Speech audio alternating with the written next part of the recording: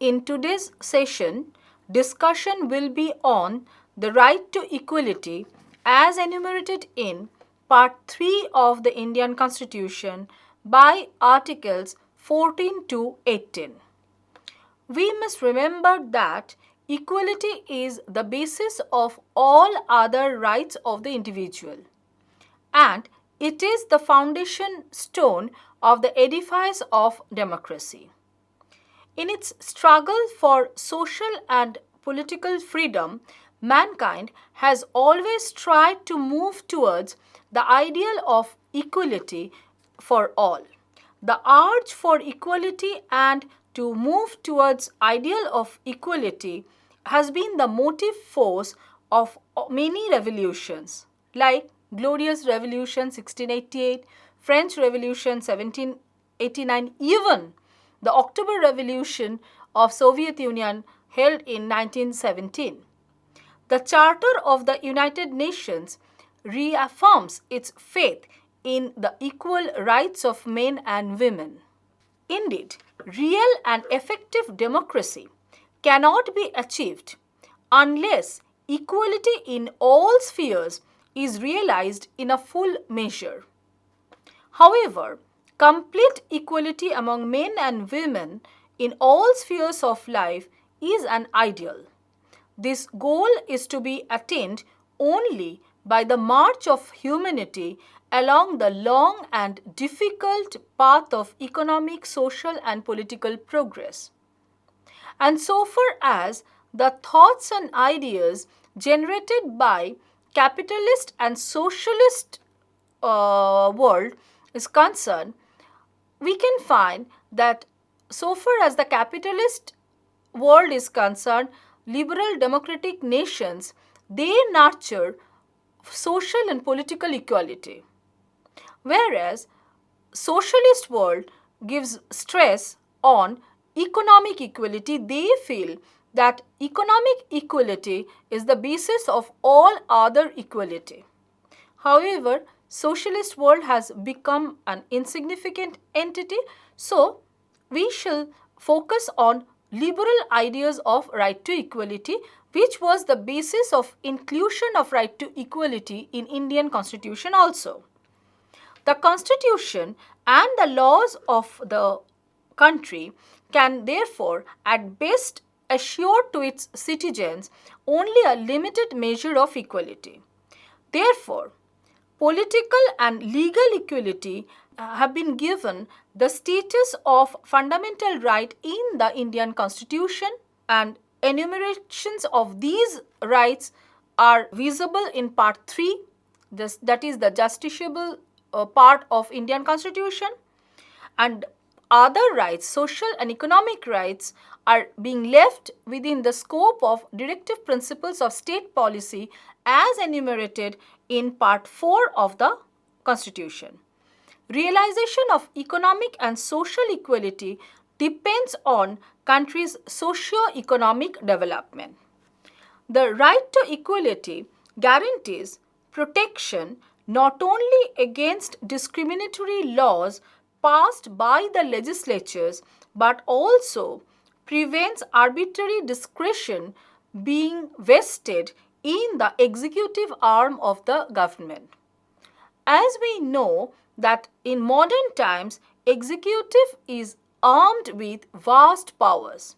Even though there is a term called delegated legislation.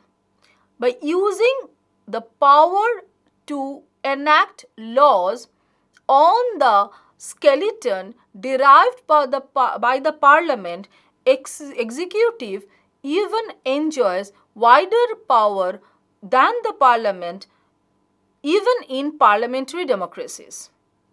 And if that particular parliamentary democracy is being constituted by the majority party, then cabinet, that is the executive arm, often exercises discretionary and arbitrary power.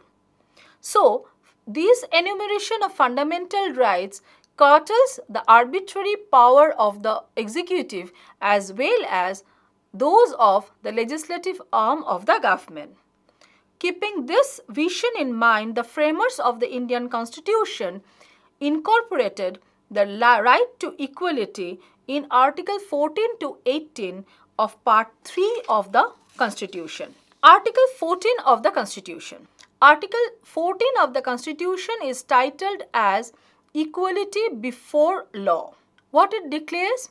It declares that the state shall not deny to any person equality before law or equal protection of the laws within the territory of India. The phrase equality before the law finds a place in almost all the written constitution that guarantee fundamental rights. Equality before the law is an expression of English common law. However, England does not have a written constitution. In England, this essence of equality lies in the rule of law. I shall come to that at the end of the session. While equal protection of law, however, owes its origin to American Constitution. Both these expressions have been used in the Universal Declaration of Human Rights. What is the implication of equality before law? The concept of equality does not mean absolute equality. I have already said that absolute equality physically is not possible to achieve. It implies absence of any special privilege by reason of birth, creed, race, religion, language, sex, etc. It also suggests that equal subjection of all individuals and classes to the ordinary law of the land. Guarantee of equality before the law means that no person is above law and every person, irrespective of his position or status, is under the authority of law and subjected to the jurisdiction of ordinary courts.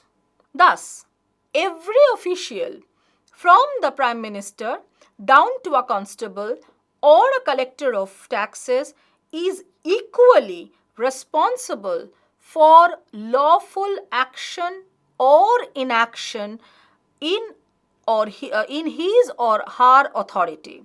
That is, he or she cannot do anything which is not permitted or sanctioned by the law of the land. The rule of law embodied in Article 14 is thus the basic feature of the Indian Constitution, and it is the foundation stone of all the other rights of the people. It cannot be destroyed. This particular right cannot be destroyed even by an amendment of the Constitution under Article 368. This basic feature, this connotation, specifically this term, basic feature, was derived by the Supreme Court in Keshavananda Bharti case.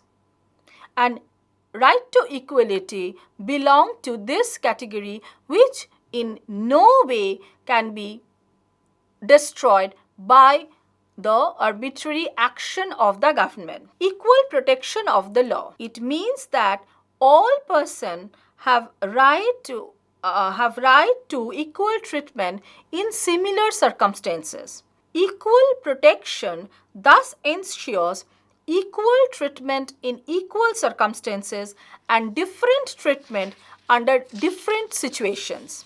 The phrase equal protection of the laws denotes that this equal protection of laws is available to citizens and non-citizens of India. It includes, even in its coverage, any company or association or body of individuals. The equality before a law is guaranteed to all without any arbitrary discretion on any ground whatsoever. The preamble of the Constitution of India declares that there shall be an equality of status and opportunity. This right to equality is a constitutional endorsement of this pious declaration. While equality before the law is a negative concept implying the absence of any special privilege in favor of any individual or the equal subjection of all classes to ordinary law of the land, equal protection of law is a positive concept employing equality of treatment under equal circumstances. There are certain exceptions to this particular right. The above rule of equality is, however, not an absolute rule, and there are number of exceptions to it. For instance, foreign diplomats are immune from jurisdiction of courts. Article 361 of the Indian Constitution affords immunity to the President and the state governors. Thus, Article 361 of the Indian Constitution says that nothing in this article shall prevent the state from making any special provision for women and children. Thus, Article 361 of the Constitution stipulates three major exceptions. 1. The President of India or the Governor of a state is not answerable to any court for his official actions. 2. The President or the Governor is not subject to criminal prosecution during his term of office. And third, civil suits claiming relief for personal actions cannot be brought against the President or the Governor when they are in office.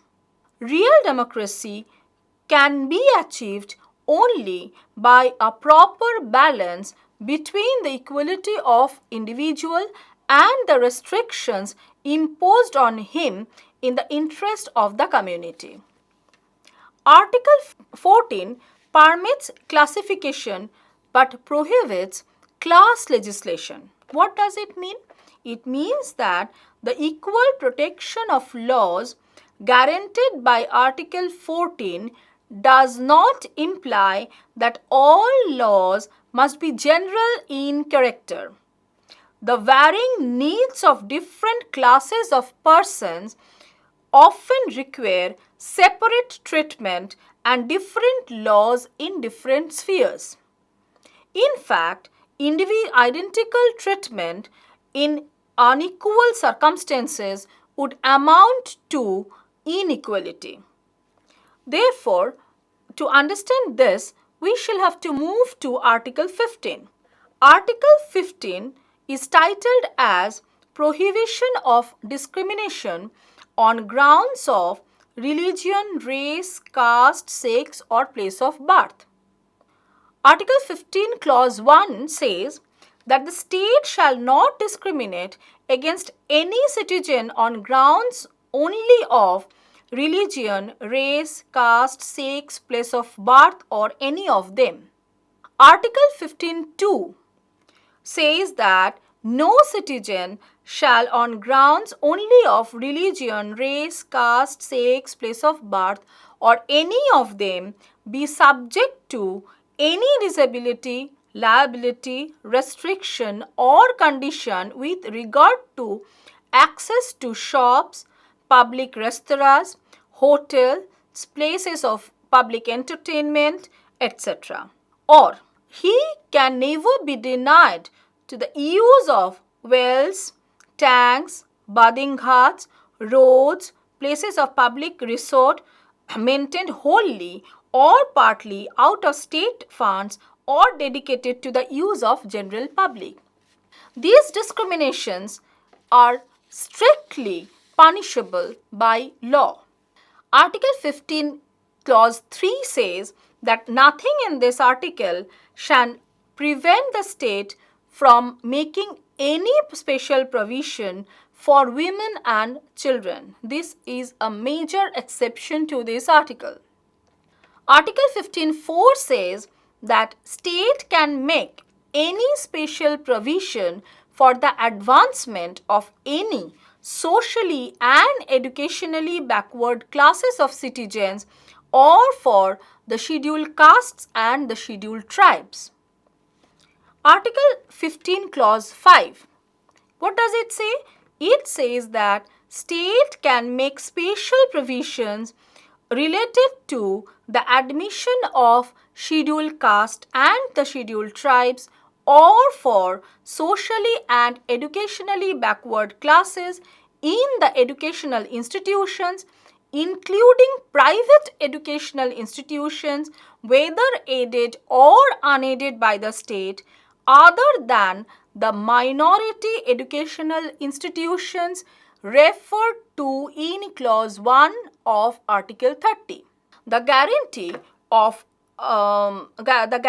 under Article 15 is available to citizens only, not to every person, whether citizen or non-citizen, as under Article 14. According to the Citizenship Amendment Bill 2003, the right shall not be conferred to overseas citizens of India. You can better see the Indian Nationality Law 2003. Article 16. It is titled as Equality of Opportunity in Matters of Public Employment. There shall be equality of opportunity for all citizens in matters relating to employment or appointment to any office under the state. No citizen shall, on grounds only of religion, race, caste, sex, descent, place of birth, residence, or any one of them, be ineligible for or discriminated against in respect of any employment or office under the state. Now, nothing in this article shall prevent Parliament from making any law prescribing in regard to a class or classes of employment or appointment to an office. There are 5 exceptions. The Parliament may lay down residential qualification for some appointments in states. Article 16(3) says, Parliament can make any law prescribing that residence within a state or a union territory will be a primary requirement for employment or appointment to an office under the Government of India, under any local or any other authority within the state or union territory. 2. The state may reserve some appointments for backward classes if they are not adequately represented. Article 16 clause 4. What does it say? It says that state can make any provision for the reservation of appointments or posts in favor of any backward class of citizens which in the opinion of the state is not adequately represented in the services under the state. 3. The state may reserve some appointments in favor of scheduled castes and scheduled tribes if they are not adequately represented in the state services. Article 16 clause 4a says, state can make any provision for reservation in matters of promotion with consequential seniority in favor of the scheduled castes and scheduled tribes which in the opinion of the state are not adequately represented in the services under the state. The state may consider any unfilled vacancy, reserved vacancy of a year to be filled up in any succeeding year or years, which shall not be considered together with the vacancies of the year and shall not be considered together with the vacancies of any subsequent year. As we know, there are vacancies lying in many of the organizations. especially where appointments are made on the basis of a higher eligibility criteria, that is, on the higher merit basis. And what the organization can do for subsequent years, 2 or 3 or 4 years, if it does not get scheduled caste or scheduled tribes people to be adequately to represent or to replace the same, to fill up the vacancy, then it can move for de-reservation. Then de-reservation can be done by order of the government, but with replacing that particular post in the next roster point. Again, securing another post for this scheduled caste and scheduled tribe people. Thus, state secures the interest of this scheduled caste and scheduled tribe people, and this does not imply that it is violation of equality of opportunity. Article 16 guarantees equality of opportunity in matters of appointment in state services. It does not, however, prevent the state from prescribing the necessary qualification and taking selective tests for recruitment for government services.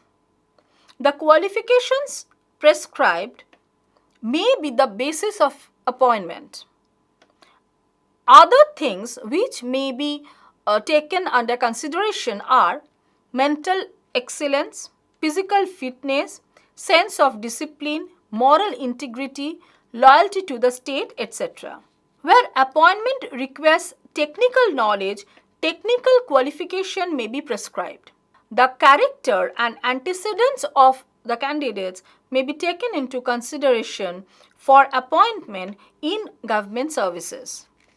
Thus, parochialism and nepotism were intended to be eliminated in matters of appointment in government services. Article 17. It is titled as Abolition of Untouchability. It is a curse for our society. Untouchability is abolished. Its practice in any form is forbidden. The enforcement of any disability arising out of untouchability clause shall be an offence punishable in accordance with law. The position is further fortified by abolition of the Untouchability Act of 1955. Though the term untouchability has not been defined in either the Constitution or the Act of 1955, practice of untouchability in any form is strictly prohibited. Refusing admission to public institutions like schools, hospitals, restaurants, etc. on grounds of untouchability is a punishable crime. Article 18. Abolition of titles. No title, not being a military or academic distinction, shall be conferred by the state. No citizen of India shall accept any title from any foreign state. No person who is not a citizen of India shall, while he holds any office of profit or trust under the state, accept without the consent of the President any title from any foreign state. No person holding any office of profit or trust under the state shall, without the consent of the President, accept any present or emolument or an office of any kind from or under any foreign state. The British government had created an aristocratic class known as Rai Bahadur or Khan Bahadurs in India. These titles have been abolished. However, military and academic distinctions can be conferred on the citizens of India. The awards of Bharat Ratna, Padma Shri, Padma Vibhushan cannot be used by the recipient as the titles. They do not accordingly come within the constitutional prohibition as proposed by Article 18. The Supreme Court on on 15 December 1995 upheld the validity of such awards. Before I finish, let us remind you this right to equality has been developed on the basis of the Dicey's concept of rule of law. The name of his book is Introduction to the Study of Law and Constitution, which says there is absolute supremacy or predominance of a regular law as opposed to the influence of arbitrary power, and no man is above law and every person is equal before law. But for enforcement of right to equality, actually we need to have equal access to judicial machineries, and state government has provided for legal aid, but proper education, proper legal awareness are also the basic necessities so that every citizen, irrespective of their socio-economic status, can have an access to right to equality.